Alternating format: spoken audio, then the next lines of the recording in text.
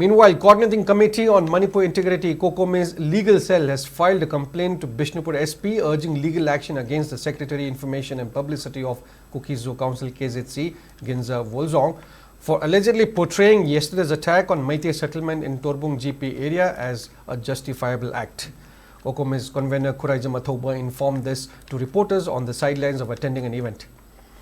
Speaking further, he cited a press release issued by KZC today alleging that it reflects and justifies yesterday's attack as the outcome of attempting to breach the Torbung buffer zone with the Meitei IDP's resettlement process.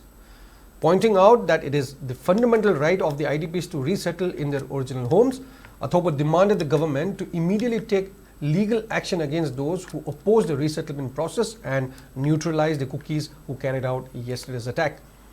He also urged the government to take up adequate security measures in Torbung to thwart the occurrence of any unwanted incidents in the future.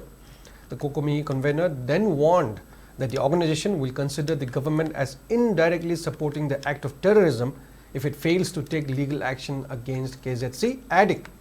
that an organization that openly supports and justifies an act of terrorism has no legitimacy to be in the state.